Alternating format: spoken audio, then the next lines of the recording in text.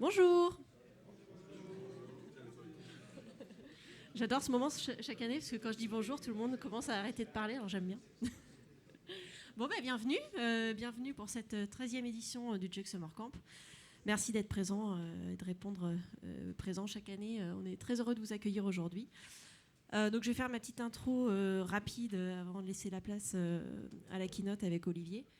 Je voudrais bien sûr remercier tous nos sponsors qui nous permettent chaque année, donc depuis 12 ans, de garder cette conférence gratuite, ouverte à tous, sur inscription. Et voilà, cette année, on a eu beaucoup de sponsors qui vous réservent plein de surprises tout au long de la journée. Donc je les remercie vraiment pour ça. Ils nous permettent aussi d'avoir notre super repas assis chaque année qui sera en fait juste à l'étage, juste de l'autre côté. Donc voilà, merci donc Serly qui organise cette conférence et tous nos sponsors, OVH Cloud, GitHub, Doctolib, Clever Connect, Sonar, Elastic et puis bien sûr Darva. Alors juste le petit point organisation de la journée. Donc comme je vous disais, nos sponsors vous ont organisé des surprises et notamment sur les pauses de 12h à 12h30 et de 15h55 à 16h20, il y aura des jeux concours et puis des lots à gagner. Donc je vous encourage à aller faire un tour sur tous les stands et puis voir, discuter avec nos sponsors. Voilà, c'était court. Hein. Je vous souhaite une très bonne journée et une belle conférence. Merci beaucoup. Bon, je vois pas.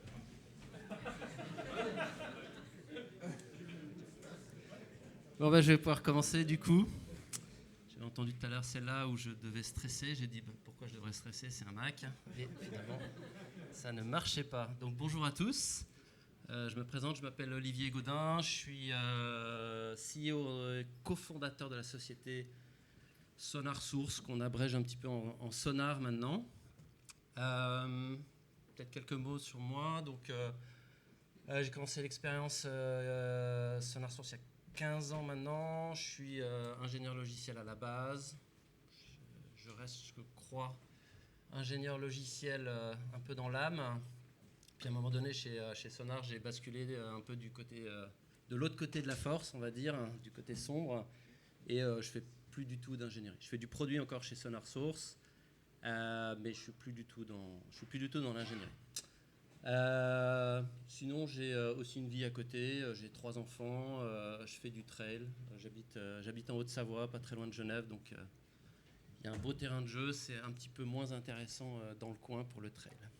Mais il y a des choses aussi. Il y a d'autres choses intéressantes. C'est un peu plat. Voilà, c'est ça. Voilà, donc d'abord je voudrais remercier Jérôme et Oriane de m'avoir invité. C'était très sympa, j'ai apprécié.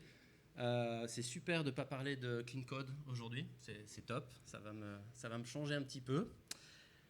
Voilà, donc je vais commencer par parler un petit peu de Sonar. Donc Sonar, pour ceux qui ont pu le voir il y a quelques mois, on a fait un petit peu d'actualité, donc on a fait une grosse levée de fonds, quasiment de 400 millions d'euros, pour une valorisation de 4 milliards d'euros. Donc c'est là où j'ai Oriane qui m'a dit « Mais comment c'est possible qu'une société open source puisse valoir autant d'argent ?»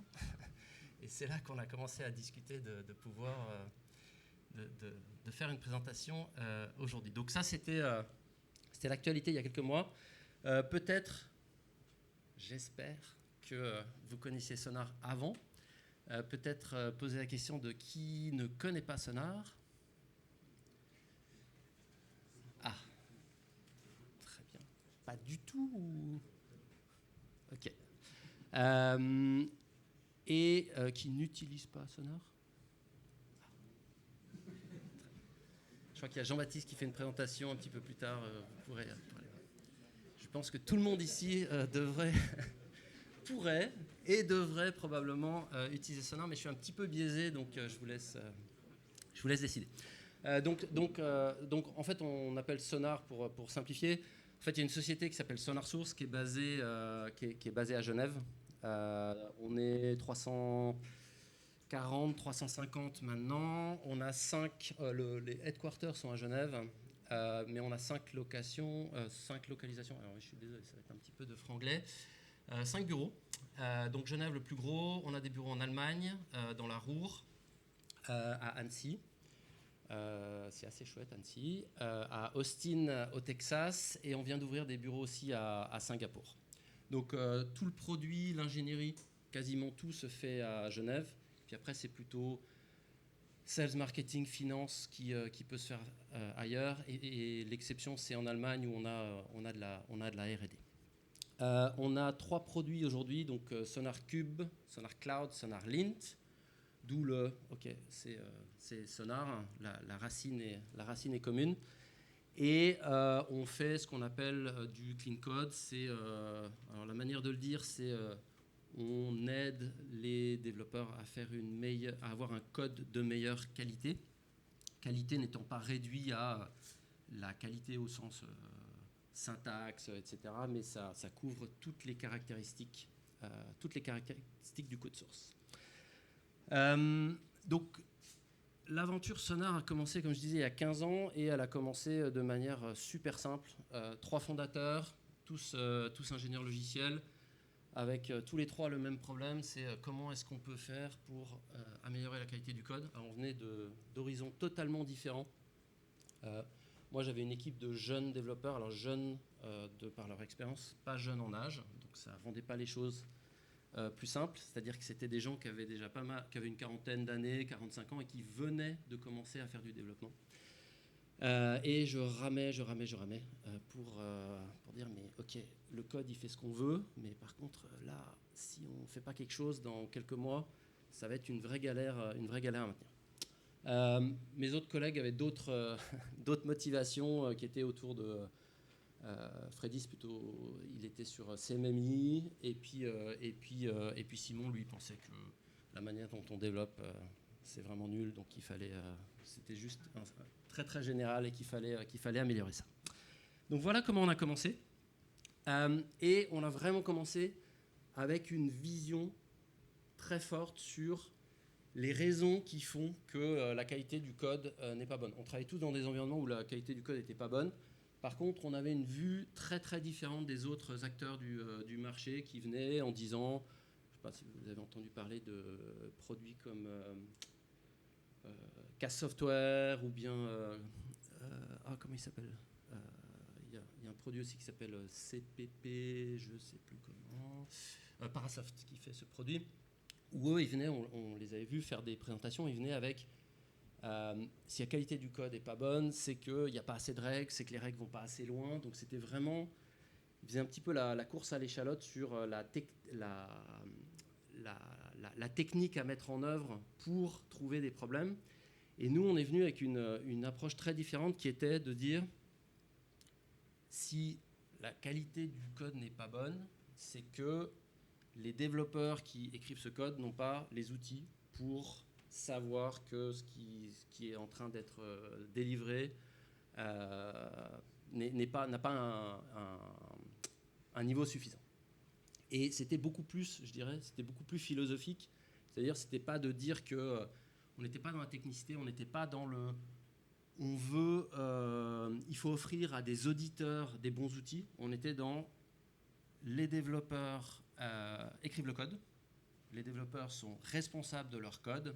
Personne d'autre ne devrait venir fixer leur code et faire du code de pas très bonne qualité, ça veut dire faire un travail de pas très bonne qualité. Donc on était beaucoup plus dans ce mode-là et on a commencé à vraiment pousser le produit là-dedans. Et on n'est jamais sorti de ça. Donc vraiment une vision très très forte avec... Alors ça représente un software, je ne sais pas si ça se voit vraiment, avec une volonté de grandir une société qui est un éditeur logiciel. Je ne sais pas si certains d'entre vous travaillent dans des startups ou ont déjà créé leur entreprise. Il y a des gens qui sont dans des startups, ouais, quelques-uns. Donc, des grosses startups alors. Hein. En fait, une des tentations, enfin, il y a un truc qui est hyper tentant quand on travaille dans une startup, parce que quand on lève pas d'argent, on rame un peu, on voit l'échéance qui se rapproche, on se dit, bon, bah, je ne vais pas pouvoir continuer très longtemps sans être payé, etc. Et il y a une tentation qui est hyper forte, c'est le service. Et le service, moi, j'ai rien contre le service, mais c'est juste un autre modèle, c'est pas un modèle d'éditeur logiciel. Et je pense que dès qu'on met le pied dans le service, on ne peut quasiment plus en sortir. C'est beaucoup plus simple, en fait, surtout quand on a développé un outil qui a un certain... qui est assez largement adopté. Il y a plein d'entreprises qui ont envie qu'on vienne les aider à installer, à configurer, développer une feature par-ci, par-là, etc. Alors, je ne dis pas qu'on ne l'a pas fait, on l'a fait. On l'a fait sur les features, c'est-à-dire on s'est fait payer pour développer des features au départ. C'était super, jusqu'au moment où la feature est devenue une espèce de sparadrap qui nous collait au bout du doigt. Il fallait qu'on refactor, il fallait qu'on fasse des changements techniques et elle était là et on n'osait pas la sortir parce que les gens nous avaient payé pour la faire et on se sentait pas bien dans on n'était pas droit dans nos bottes, je dirais.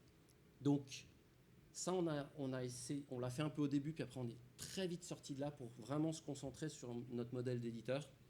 Et l'autre chose qu'on n'a jamais faite, c'est du service sur Sonar. Moi, j'ai écrit des plugins Jira, j'ai fait toutes sortes de choses, mais installation, configuration, etc. On n'est jamais allé dedans pour vraiment rester sur notre métier d'éditeur. Et on est aujourd'hui une société où on développe, on développe et on distribue, on vend notre produit. Des fois, ça passe par des intermédiaires, mais ce n'est pas du tout notre modèle de vente, on est en direct. Une caractéristique de Sonar, c'est que Sonar est open source. Donc, open source, aujourd'hui, qu'est-ce que ça veut dire? Ça veut dire qu'on a, je crois, à peu près 75% de notre code source, on va dire entre 70 et 80% de notre code source qui est open source, et qu'on a une version communautaire donc qui tient toute seule sur ses deux pieds. On n'a pas besoin d'une version payante pour l'utiliser, pour avoir de la valeur. Et d'ailleurs, si on regarde un peu le ratio d'utilisation, aujourd'hui on a 20 000 clients commerciaux et on a 350 000 sociétés qui utilisent le produit open source. Donc il y a l'air d'y avoir de la valeur dans la partie open source. Donc parler un petit peu d'open source, c'est assez intéressant, je pense, de voir sur 14 ans ce qui s'est passé par rapport à l'open source. Donc, on a commencé en open source, c'était juste, comme il dit à la pub, là, c'était what else.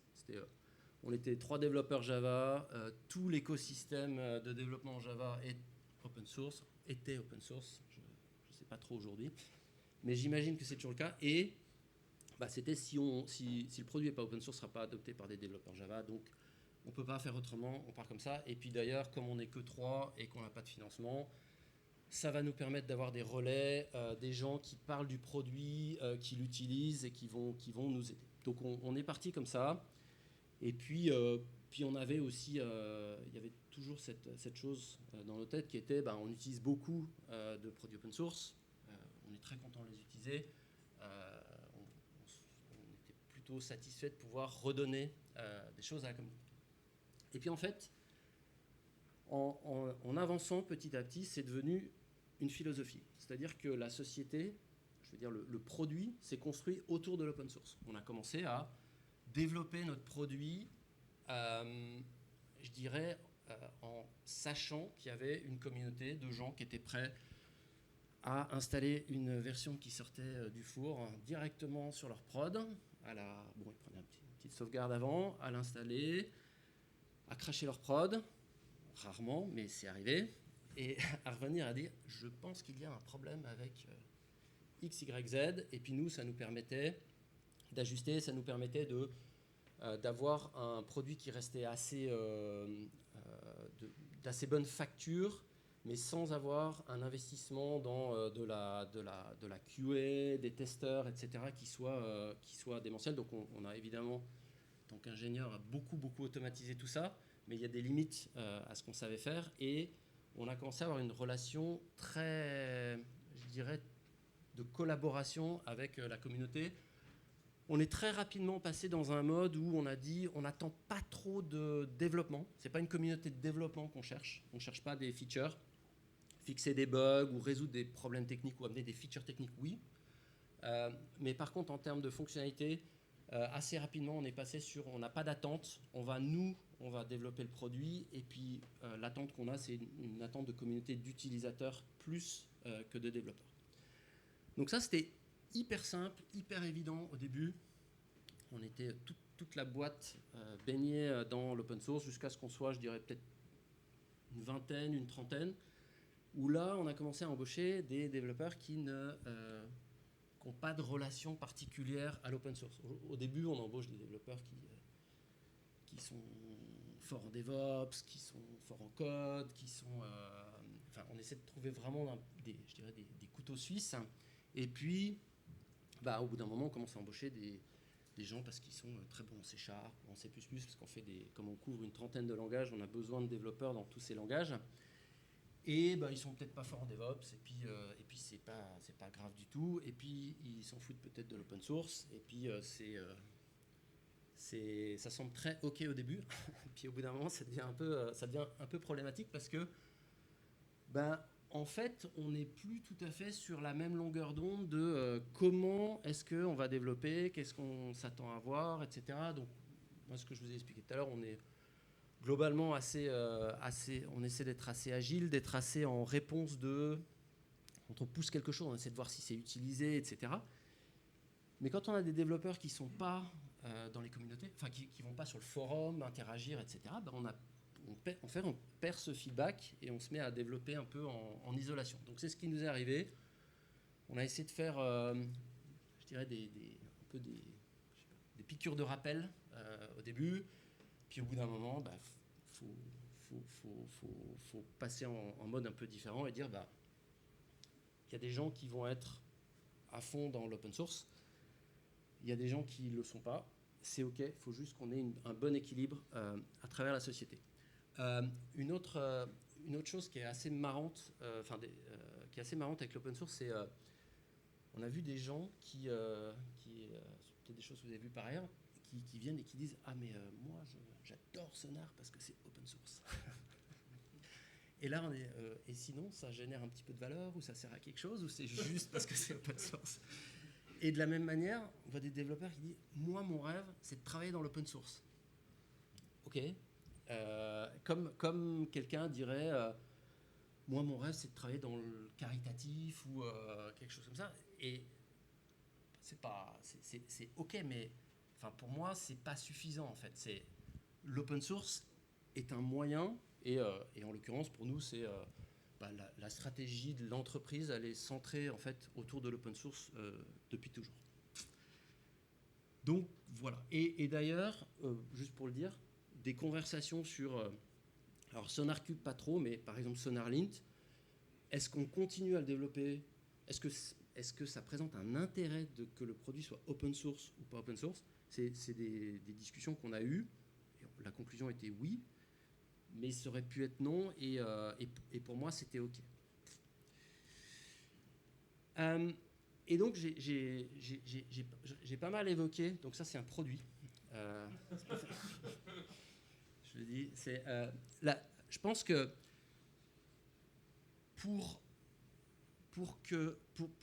pour réussir, moi c'est vraiment ma perspective, pour réussir à construire une société autour de l'open source, il faut que la société soit construite autour du produit. On l'a fait à outrance chez SonarSource, donc à un point, quand je regarde quelques années plus tard, c'était presque trop, c'est-à-dire le produit a été au centre de tout, même les discussions marketing, de vente, ok, pas finance, mais c'est peut-être pas finance, pas ressources humaines, mais tout le reste, c'était produit. Si la conversation ne commence pas par quel est l'impact que ça va avoir sur le produit ou comment le produit va nous aider, il n'y a pas de conversation. C'est super parce que on a construit, j'ai envie de dire, on a vraiment construit ce produit, on l'a construit avec nos tripes et aussi dans la souffrance par moment. Hein. On est utilisateur de notre propre produit. C'est très compliqué par moment de se dire les gens n'utilisent pas le produit dans l'équipe, SonarCube, c'est un peu embêtant, quelle est la raison? Donc on cherche, les gens disent ouais, ce truc-là, ça marche pas. Ok, et peut-être vous pouvez le fixer. C'est... De quoi? Ouais, je suis dur. Je suis dur. Non, mais c'est... Je le dis en rigolant, mais c'est marrant comment, à un moment donné, dans l'équipe, c'était devenu un outil qu'ils utilisent, en fait, et qui ne marchait pas bien, donc ils passaient autour, et puis c'était OK pour eux, et pour moi, c'était, si nous, on ne peut pas l'utiliser, qui d'autre va pouvoir l'utiliser dans le monde? C'était... Hein? Oui, c'est open source, les utilisateurs n'ont qu'à le fixer. Très bien. C'est très simple. Donc vraiment une forte, j'ai envie de dire, une forte association entre la société et le produit. Je veux dire, et là, je ne suis pas en train de parler de tout le monde qui se plante en disant Sonar au lieu de SonarCube ou de SonarSource ou machin. Je suis en train de parler de nous en interne, de dire le produit c'est la boîte et la boîte c'est le produit en gros, et il n'y a pas grand chose d'autre. Donc ça a été incroyable, une croissance, on a vraiment une très très forte croissance qui a été totalement tirée par le produit. Quelques années plus tard, je me dis qu'avoir fait quelques petites choses autour un peu plus tôt, ça aurait pu être bien, ça éviterait de les faire un peu plus dans l'urgence aujourd'hui, mais top. Et je pense que c'est quelque chose dont on a vraiment bénéficié parce que finalement, le fait qu'on soit en open source nous expose à l'extérieur. Comme on est totalement drivé par le produit, par la valeur, je pense qu'on est perçu comme étant assez authentique, on est droit dans nos bottes quand on est sur les forums communautaires, etc. On dit ce qu'on va faire, on raconte pas autre chose. Et quand on dit qu'on va faire quelque chose, on le fait. Donc c'est quelque chose qui nous a bien aidé. Alors je vais rentrer dans un autre truc qui est assez caractéristique chez SonarSource et qui est de nouveau en association avec le produit, c'est, je dis value obsessed, donc c'est, on a vraiment cherché depuis 15 ans à résoudre des vrais problèmes. Je parle produit, mais je parle surtout, on a une philosophie chez SonarSource, on a le truc qui s'appelle, on a même fait un framework, on a réutilisé un framework qui existe, ça s'appelle le Why, What, How. C'est déjà, avant de commencer à parler de solutions, de ce qu'on va faire, d'ingénierie, etc., c'est à très haut niveau quel problème on veut résoudre. Est-ce que c'est un problème? Est-ce qu'on veut le résoudre? Après, on dit qu'est-ce que ça voudrait dire de vouloir le résoudre? Et puis ensuite, on passe en mode solution, implémentation, etc. Et puis la solution doit répondre donc au what, en l'occurrence, et évidemment résoudre le why. Pourquoi je dis ça? C'est quand vous êtes dans une start-up, quand vous êtes dans une boîte en général, mais dans une start-up, c'est encore plus criant. Il y a probablement quelques milliers de choses que vous pouvez faire à un instant T. Et la question, c'est de savoir, c'est quoi les 3 choses que vous allez faire qui vont vous aider à ne pas mourir. Donc ça, c'est tout au début, puis après, c'est un peu différent. Et c'est vraiment d'essayer de rester là-dedans. Et je le dis sur le produit, pour moi, c'est un truc, c'est fondamental. C'est en fait, quand on développe un produit en tant que... Alors nous, on a la chance de pouvoir tester notre produit, on utilise notre propre produit, donc on a cet avantage, mais même là-dedans, on a vite tendance à se dire ah bah tiens, je vais faire ça, ah puis je peux aussi faire ça, et faire ça, et faire ça, et faire ça, et faire ça, et faire ça. Et en fait, on rentre vite dans... On fait des choses qui, peut-être, sont nécessaires, peut-être que c'est comme ça qu'on va utiliser le produit, peut-être que c'est ça la chose la plus importante, mais c'est très incertain. Et en fait, quand on a le degré d'urgence qu'on avait au début, en fait, on a appris vraiment à dire, OK, on va faire ce qu'on appelle des baby steps chez SonarSource, donc vraiment, on va faire un incrément, par contre, c'est un incrément fonctionnel, hein, c'est pas un incrément technique, je change un truc dans le cœur, je release et il n'y a aucun changement pour l'utilisateur. On va faire un incrément fonctionnel, on le pousse, on voit ce qui se passe. Oui, on sait déjà ce qu'on devrait développer ailleurs, mais déjà, voyons ce qui se passe. Et ensuite, on va prendre la décision de qu'est-ce qu'on fait après. Je prends un exemple tout simple. C'est un jour, on a changé de gamme en termes de capacité d'analyse pour trouver des bugs, en fait, des ressources non fermées, des null pointer exception, des choses comme ça. Et on était là, super excités, c'est génial, la prochaine étape, il faut qu'on fasse ça cross-fichier. Et en fait, on a poussé, on a forcé un peu le truc et on a poussé la feature. Et en fait, ce qui est revenu au bout de 15 jours de la communauté, c'était faux positif, faux positif, faux positif, faux positif. Les problèmes que vous trouvez ne sont pas des vrais problèmes. Donc, les développeurs reviennent, creusent, donc demi-journée de travail pour comprendre si c'est un faux positif ou un faux négatif. Et puis, résultat, copie d'écran du code avec Sketch, là, avec les flèches, les machins. Mais non, regarde, là, tu as une variable et là, elle n'est pas utilisée, et machin, et trucs. Donc, au bout d'un moment, on avait cette communication avec la communauté qui était... les gens nous envoyaient leurs problèmes. On remontait des bugs, ils ne les comprenaient pas. Et on passait une demi-journée ou 2 heures à comprendre, nous. Donc, voilà. Des fois avec le debugger. Et ensuite, à leur envoyer un screenshot. Donc, finalement, au bout de 15 jours, on a très bien réalisé que le besoin le plus urgent qu'on avait en termes de produits, c'était pas que nos analyseurs puissent aller encore plus profond, faire des nouvelles règles, etc.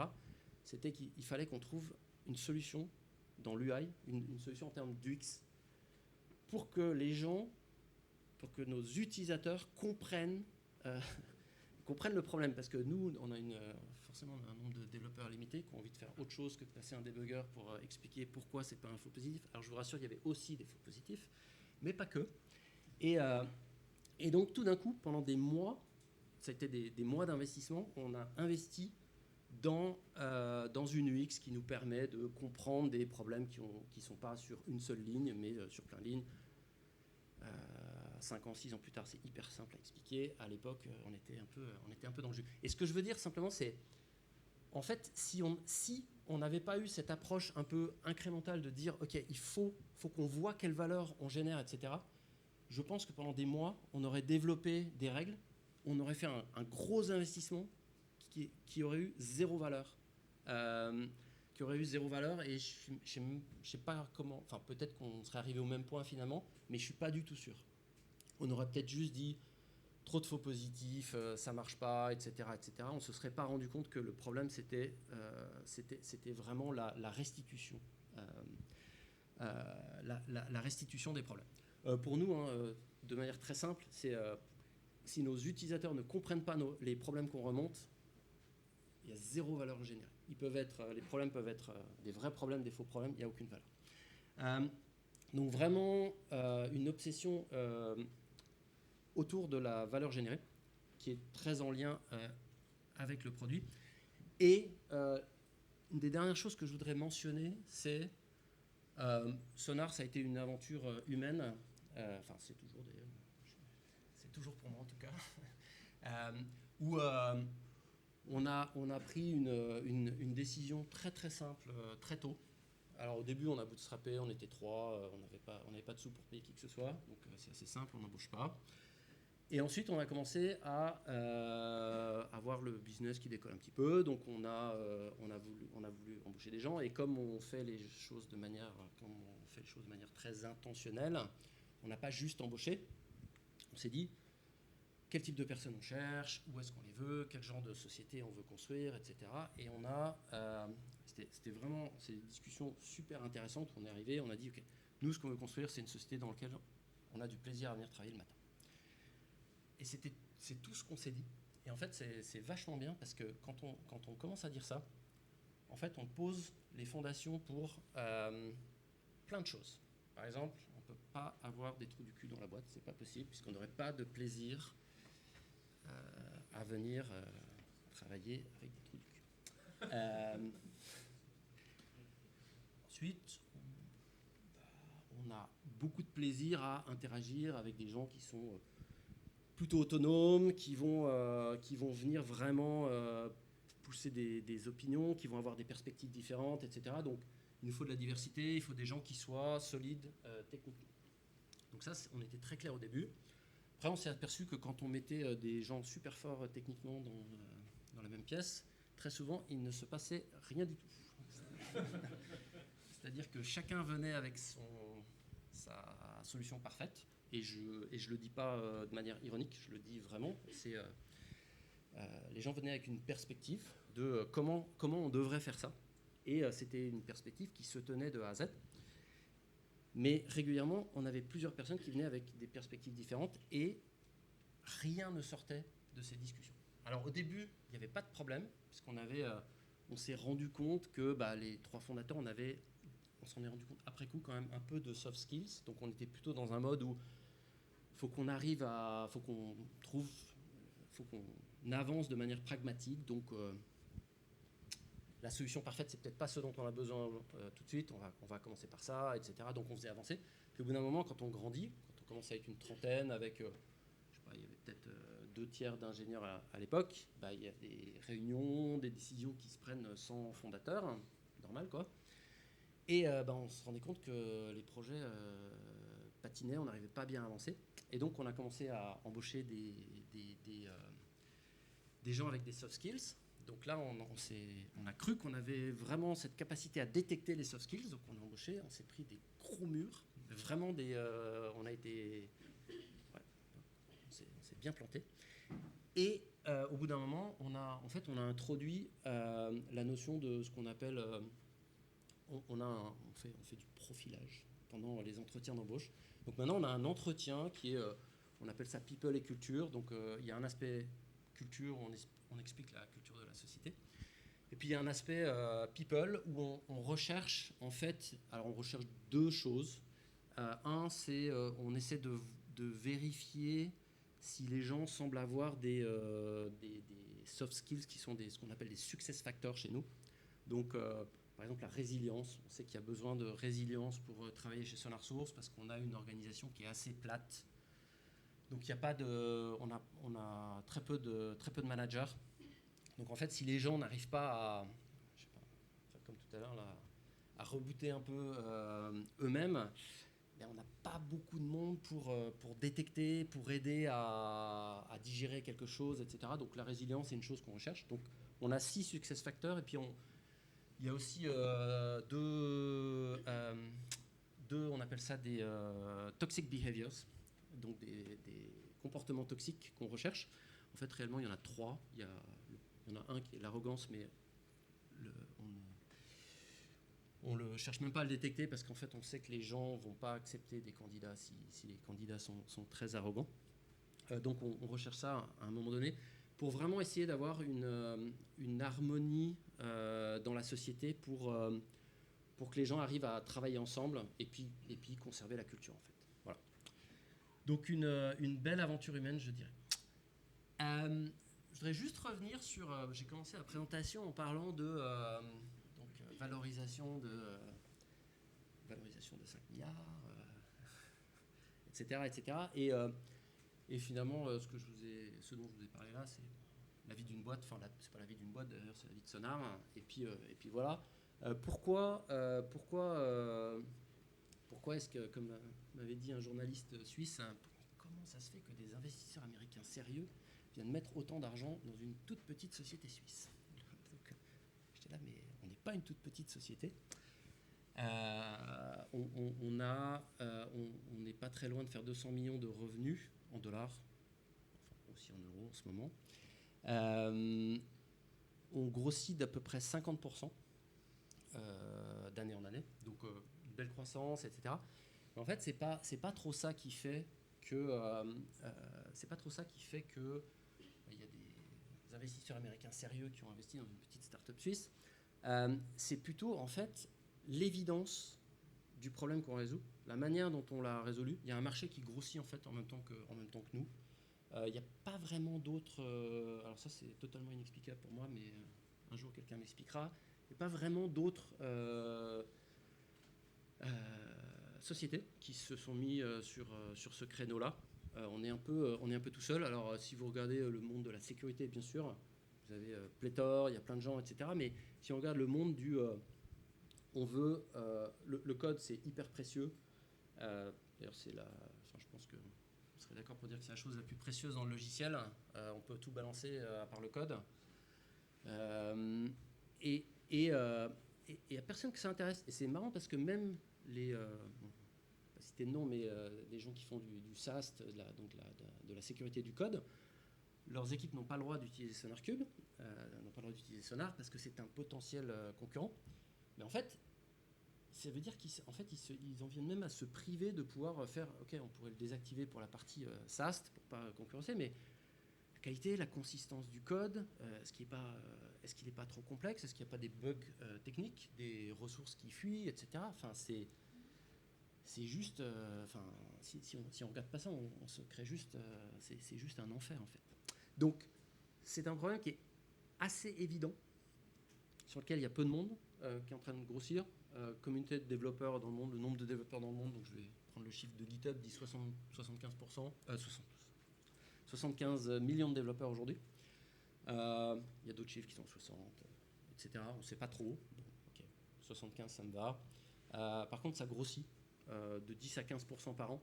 Donc, en fait, c'est un marché qui est énormissime, qui se développe, et c'est un problème qui est évident, sur lequel on est positionné plutôt bien avec un produit qui est adopté directement qui est très bien adopté par les développeurs, pas par les entreprises. Alors, le résultat, c'est que les entreprises vont l'adopter, mais en fait, au départ, c'est une adoption qui est vraiment bottom-up, où si vous prenez SonarLint, les entreprises ne poussent pas vraiment à utiliser SonarLint, c'est plutôt c'est très en amont, c'est pouvoir choper les problèmes avant qu'ils atteignent le contrôleur de version, donc avant qu'ils existent en fait. C'est pour ça qu'on disait à un moment donné fix the issue before it exists. Personne ne saura qu'il y avait un problème. Il sera fixé directement sur la machine. Donc tout ça pour dire, en fait, ce qui a motivé ça, c'est vraiment le potentiel pour les années à venir et la croyance que c'est une pratique qui va vraiment ça va devenir une commodité en fait. Et le fait que, de par l'open source, la qualité du produit, on est parfaitement positionné pour prendre une bonne part de ce marché. Et voilà. Et j'espère que vous aimez bien le nouveau logo de Sonar.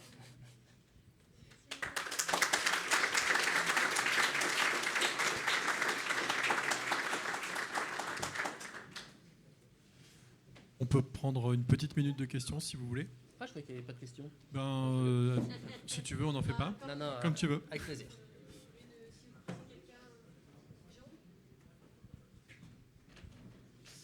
Oui, merci pour la présentation. Tu as parlé de 3 toxic behaviors. Tu as cité l'arrogance, mais tu n'as pas cité les autres. Ça m'intéresse. Donc l'arrogance, c'est celle qu'on ne recherche pas. Oui, parce que... alors ça, c'est une très bonne question. Je ne peux pas te poser une question sur le produit ou quelque chose comme ça. Alors attends.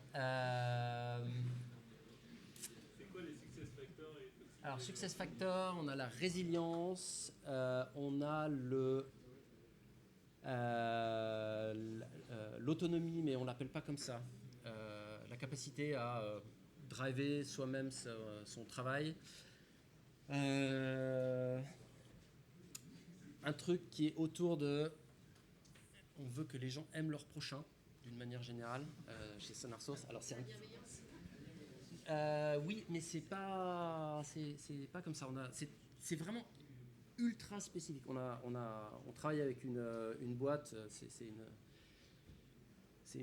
une psychopathe du profiling. Enfin, vraiment. Enfin non, mais elle est hyper précise. Enfin, c'est super. On a eu des heures de discussion et elle a accumulé et elle revenait vers nous en disant est-ce que c'est de ça que vous parlez? Donc tout ça s'est fait d'abord en français, puis traduit en anglais. Ça n'a pas du tout marché, donc on l'a refait en anglais. On est parti directement en anglais et on l'a fait en anglais. Donc je peux les fournir à la demande. Voilà. Est-ce qu'il y a une autre question? Non, on n'a plus le temps? Ouais, je pense. Ok, parfait. Merci Olivier. Merci à vous.